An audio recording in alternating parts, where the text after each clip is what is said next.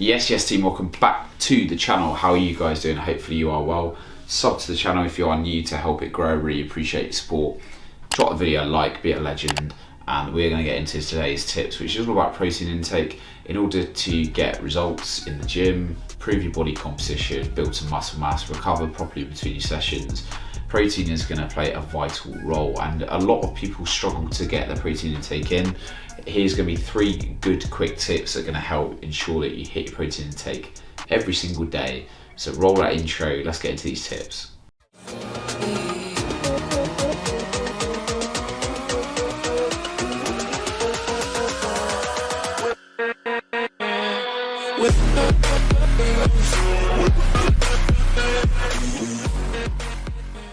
So how much protein do you actually need per day? So the typical advice is between 1.6 and 2.2 grams per kilo of body weight per day of protein. However, the reason this is like a sliding scale is because if you're in a calorie deficit where you're in a negative energy balance, your body's in a catabolic environment, and we need to preserve muscle tissue by giving the body all reason to cling on to it essentially. So training hard in the gym and having a lot of protein is a great way to cling on to muscle mass when you're in a negative energy balance, i.e. calorie deficit. So typically I'd always go the higher end of this range, 2.2 grams per kilo or even higher when you're in a deficit. Now, when you're in a bulking phase and you're in an anabolic environment, you're fueling your body with sufficient calories, and you go into a surplus, you are less required to have as much protein essentially because of this anabolic environment you created. So you can get away with like 1.6 grams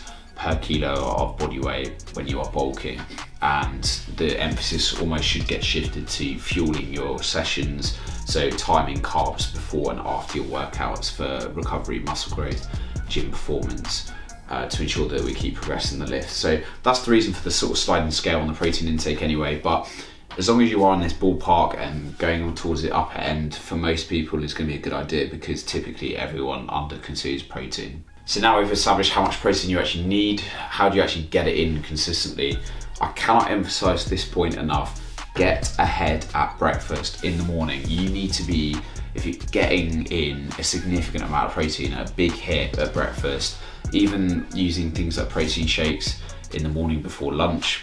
If you get ahead every single morning, then you don't leave yourself a mountain to climb.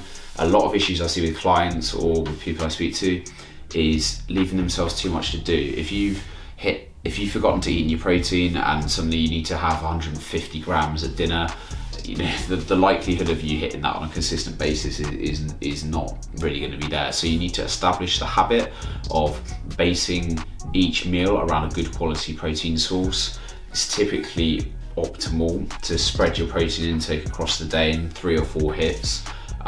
So somewhere, let's say aiming for 30 to 50 grams per serving, something like that for most people will be more than enough. So if you have a high protein breakfast, try and have a good portion of meat, or if you're vegan, a vegan protein source at lunch. Same again in the evening. And then the second point I'll say is the convenience factor. So you need to make it as convenient as for yourself as possible. So if you need to use whey protein shakes or vegan protein powder equivalents in order to hit that intake, just use them. They're not going to cause any harm, and they're very cheap per portion, convenient. You can take them on the go, have them between meals, and that way you're ensuring that you are just being consistent with it over time. It's so important that you make it as easy as possible for yourself to hit this target each day. So ensure that you get ahead at breakfast in the morning and you use convenience tools such as whey protein shakes and shakes to get the results that you're looking for. My last point is just increasing portions of meat or your vegan protein sources at each meal. That should be the primary focus before you turn to supplements. So typically, if people are coming under that 2.2 grams per kilo target, you may only be having a couple of eggs with your meal. Increase the number of eggs you're having. If you're having Greek yogurt, if you're having chicken, whatever it is, beef, those sources of protein, just increase the portions at each meal slightly, add an extra 10-20 grams per meal, and that's really as simple as it needs to be. Just increase the portions that you are having of protein at each meal, and you'll hit that intake this is where the cost element comes in. If you are on a budget, it may be cheaper to just add extra scoops of protein powder versus increasing your meat portions, for example.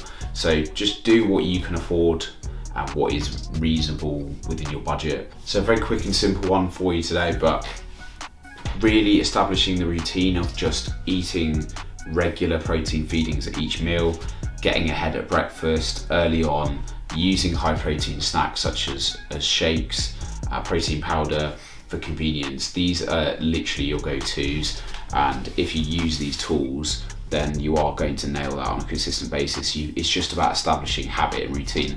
If you need to put a reminder or alarm on your phone or something to eat your protein, like literally do it. Like once you've then established that routine, it's going to become a lot easier. So there's some quick tips for you today. I hope you enjoyed the video. Reminder to drop the video, like, sub to the channel if you're new.